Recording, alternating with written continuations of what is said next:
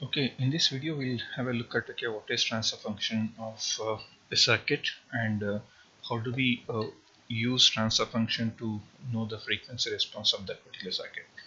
So let us start with writing a general transfer function equation for any given system, which is a very general one. Let me say it as it is s power n into 1 plus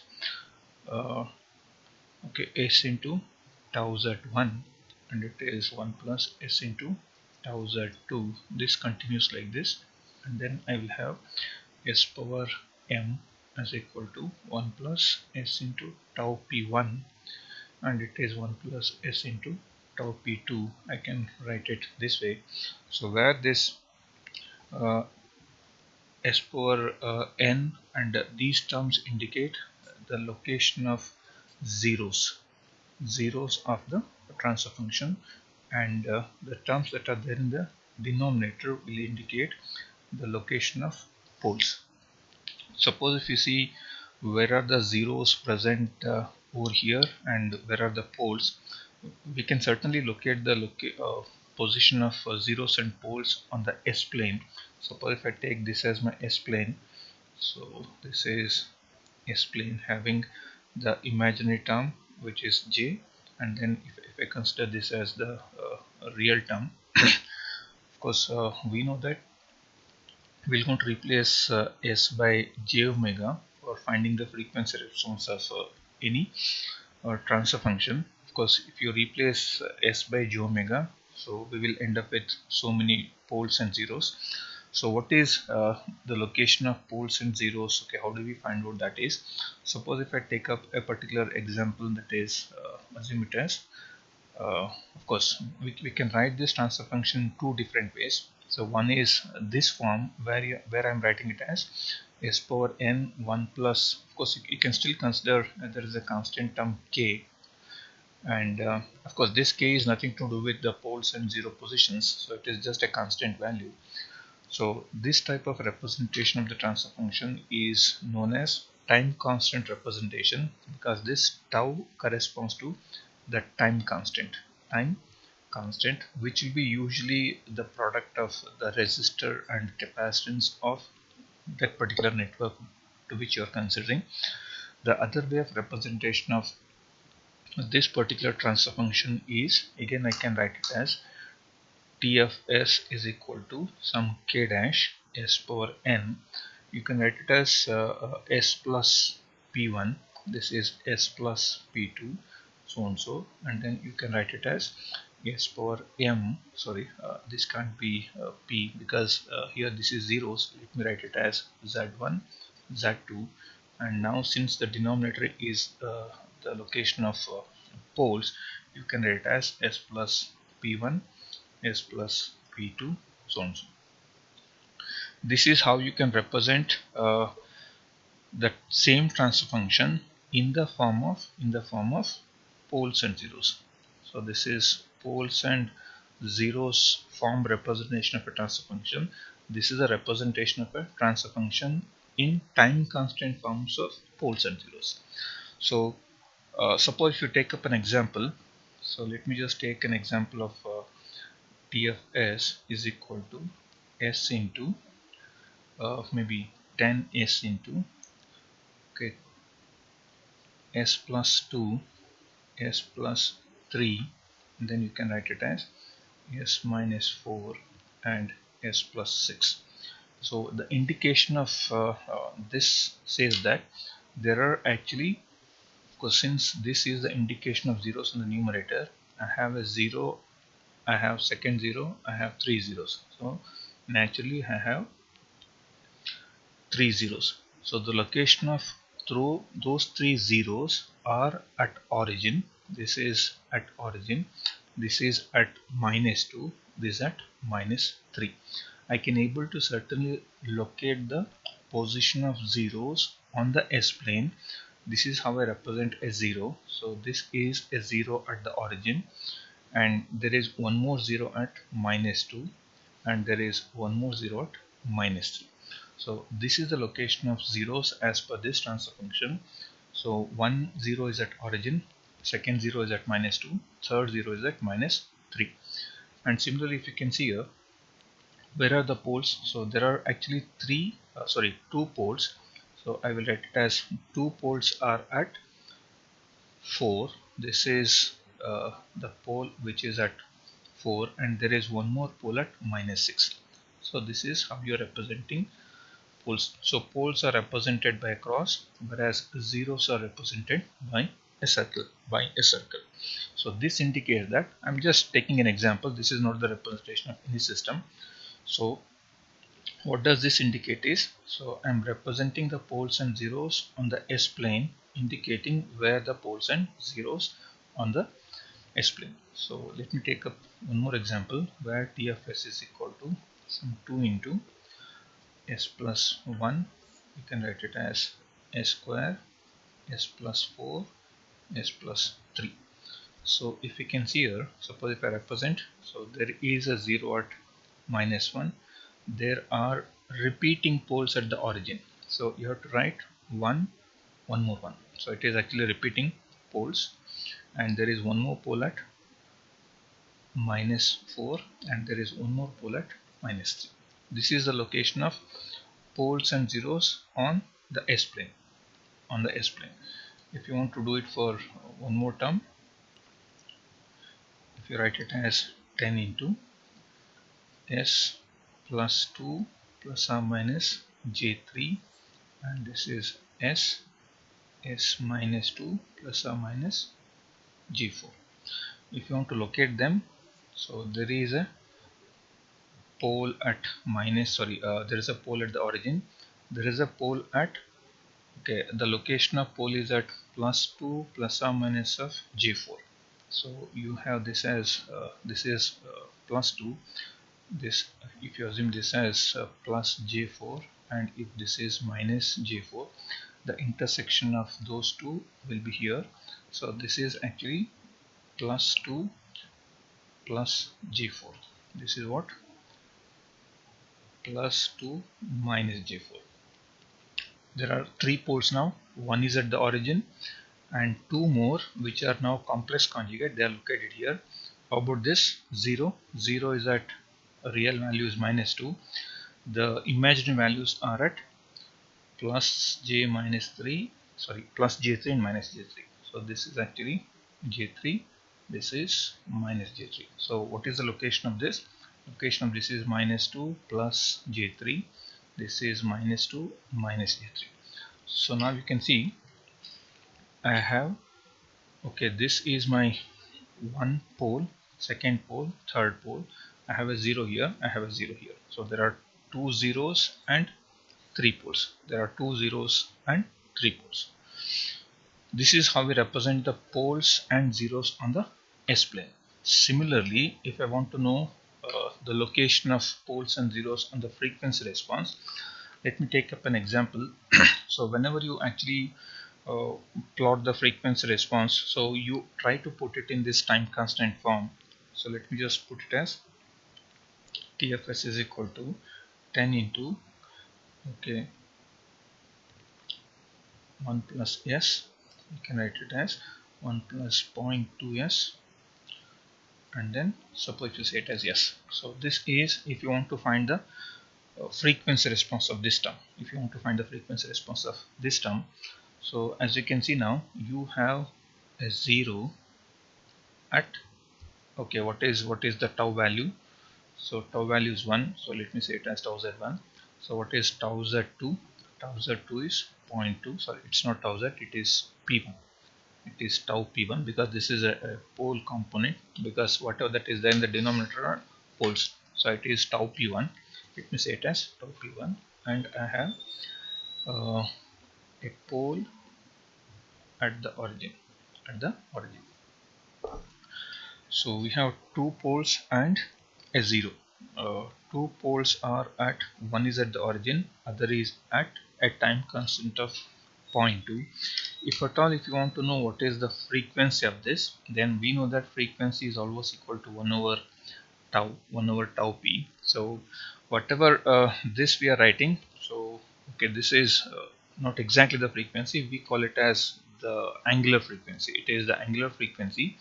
So now omega is given by 1 over tau. So now omega is equal to 1 over 0.2, which is equal to 5 radian per second.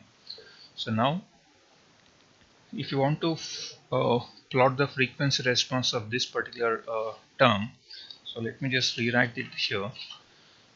Suppose if I want to find the frequency response of this, which is 10 into, what is the terms are 10 into, okay, 1 plus s and s into 1 plus 0.2 s. So let me start from, this is omega, this is your magnitude, this is magnitude of t of s. If you want to know what are the effect of all these terms, if you can see here, I have a pole at the origin. Poles will always have a slope of minus 20 dB per decade, minus 20 dB per decade. So from where they will start? They will start from the origin. So they will start from the origin, meaning from the origin itself they will have a slope of minus 20 dB per decade. What do you mean by origin? Origin is zero frequency, which will never occur in your Bode plot. So that's why we write it as a dotted line here. Since you can see one of the since we have a pole at origin, so initial slope is minus 20 dB per decade. So this is, you can see now it is minus 20 dB per decade. So then if you can see, this is the first slope. How about the second slope? We know that this is at origin, this is of course the impact of this is, of course, this is going to continue as minus 20 dB per decade till the next cutoff frequency. The cutoff frequency of this is actually 1 radian per second. The cutoff frequency of this is actually 5 radian per second. So from the origin itself, it has started with minus 20 dB. This continues to be minus 20 per decade till the next cutoff frequency comes. If you can see here, the next cutoff frequency is at 1 radian per second and 5 radian per second. Since you are starting from a very low frequency, you will first come across this position of 0, which is at 1 radian per second. So exactly at 1 radian per second, whatever slope you had with minus 20 dB per decade, this minus 20 dB per decade what you had will going to be changed by having the slope corresponding to this 0. The 0 will introduce a positive slope, which is plus 20 dB per decade. Since the earlier slope was minus 20, the added slope is plus 20 dB per decade. The overall slope becomes 0 dB per decade, meaning after 1 radian per second, the slope of the resultant becomes a horizontal. Now it is 0 dB per decade. It won't decay. So this is why it is happening, is because till 1 radian per second there was only the effect of pole. After 1 radian per second, you have the effect of 0, which is starting from 1 radian per second. That's why till 1 radian per second there was an effect of only that pole. After 1 radian per second there was an effect of pole. There is an effect of 0 being introduced. Effectively, this minus 20 will cancel with this plus 20. You will end up with 0 dB per decade. This is still the next cutoff frequency. Since the next cutoff frequency is at 5, assume that this is 5 radian per second, you have a 0. This is what your earlier slope is. This is 0 dB per decade. And since you have a pole, the pole will introduce minus 20 dB per decade as the slope due to the pole. From where? It is from 5 radian per second. 5 radian per second. So after 5 radian per second, this was the earlier slope. The slope will now be minus 20 dB per decade. Meaning after this point, this will again go with a slope of minus 20 dB per decade. So of course we'll see, okay, what is now, we are now exactly concentrating on how does the slopes changes as per the transfer function. can see initially you had a pole at the origin, so that's why it is starting with minus 20. You have a 0 at a finite frequency which is 1 radian per second. The resultant slope is minus 20 plus of 20. This is due to the 1 over s term. This is due to 1 plus s term. What is this? This is whatever you had it, the resultant of that. Now this is due to 1 over 1 plus 0.2 s. So these are the effect of all those terms, so on the frequency response. Let us take up one more example. Transfer function is equal to, of course we're not too much worried about this. Let me say it as x. Let me say it as, so you have 1 plus 0.2 s, then you say you have a term which is let me say it as 1 plus 0.01 yes. So if I have it something like this. So now where are the zeros now? So on the frequency response, tau is equal to 0.2, that is tau z. Tau p is equal to 0.01. So omega z is equal to 5 radian per second. Omega p is equal to 100 radian per second. 100 radian per second. So what is the slope till 5 radian per second? Because you don't have neither a pole at the origin or 0 at the origin, the initial slope will start with 0 dB. 0 dB. So this is, you can see when I say initial slope 0 dB, it is 0 dB per decade. There is no change. It will be a horizontal line till the first cutoff frequency. So out of 5 and 100, since 5 comes first at 5 radian per second, since you have the effect of a 0, this will introduce plus 20 dB per decade slope. You can see it goes up now. This is going up. So this is the slope which is plus 20 dB per decade. Till where this will go? This plus 20 per decade will go till the next cutoff frequency. Next cutoff frequency is there at 100 radian per second. So you just assume that this is 100 radian per second. Whatever slope is there will continue till 100 radian per second. It just went like this with plus 20 per decade as the slope. Then since you have plus 20 dB per decade as the slope till 100, at 100 you are having the effect of pole being added, which will introduce minus 20 dB per decade. I want to know what is the resultant. So resultant is now 0 dB per decade. So what happens? After 100 radian per second, this becomes flat. So why it is becoming flat is, now now at this point there was no effect of neither the 0 or the pole. At this point you have the effect of only 1 plus 0.2s. So at this point you have the effect of 1 plus 0.2s as well as 1 plus 0.01s also. So there is an effect of 0 as well as pole after 100 radian per second. Let us take up one more example and then try to find out. Okay, let us just take this. T of s is equal to just some y into, you can say this as s 1 plus 0.2 s, and then this is 1 plus 0.01 s, and this is 1 plus 0.05 s. You can see this is a 0 at 5 radian per second. You have a pole at 100 radian per second. You have a pole at 20 radian per second. So there are two poles, there are two zeros. One of the 0 is at origin, so that's why when it is at origin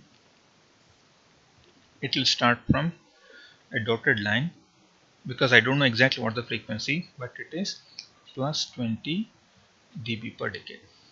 Then you can see immediately you have 5.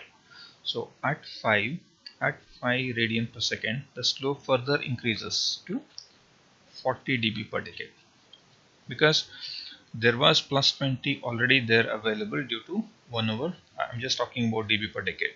So this is the slope what you had earlier. Then after 5 radian per second you are adding another 20 dB per decade to the slope. So then this becomes plus 40 dB per decade. This is the overall slope now. So this will continue till 20 radian per second. So assume that this is going up to 20 radian per second. At 20 radian per second, the slope which was 40 dB per decade at 10 radian per, sorry, at 20 radian per second, because you have a pole here, so pole will introduce minus 20 dB per decade as the slope. So resultant will become plus 20. You can see now this slightly reduces the slope. This is plus 20 plus 40, now it is plus 20 dB per decade. So why the slope has increased to 40 dB? It was due to this. Why the slope has reduced to 20 dB? It is because of this. Then at 100 radian per second, which corresponds to the frequency of this pole, you had plus 20 dB per decade as the resultant slope, to which you will add another minus 20, so it will become, so now after 100 radian per second this will become a flat line. You can see now this is 0 dB per decade. So this way we can able to write the frequency response of the given transfer function, if at all, if the things are there in the time constant form. So assume that if it is not there in the time constant form, if it is there in the pole zero form, still you can find it. Assume that you have d of s is equal to some 100 into 2 plus s, then assume that you have it as 4 plus s and maybe 10 plus s. In such case, what you can do, you can take out, make it as 100 into 2, 1 plus s by 2, and this is 4 you can take out, 10 you can take out, this will be 1 plus s by 4, and this will be 1 plus s by 10. So this now reduces to, okay, now this is 10 and this is 2, 5. So it is 5 into 1 plus 0.5 s divided by 1 plus 0.25 s, and you have 1 plus 0.1 s. So this way the transfer function which is there in the pole zero form can be converted into a time constant form. Where is the location of zeros and poles? Poles are at, in terms of frequency, it's at 4 radian per second, it's at 10 radian per second. This is the poles, and 0 is at 2 radian per second, meaning till 2 radian per second, it is constant, it doesn't have any slope. This is 2 radian per second. Then from 2 to 4, you, of course, let me just write it here, this is 2 radian per second. And then immediately you have a pole at 4, meaning the slope reduces to minus 20 dB per decade. So this will continue. Okay, now sorry, because what you have is till 2 there is nothing, at 2 you have a what, pole. So sorry, 0 will introduce plus 20 dB per decade till 4. Assume that this is 4. At 4 you have a pole, meaning the slope will become 0 dB per decade.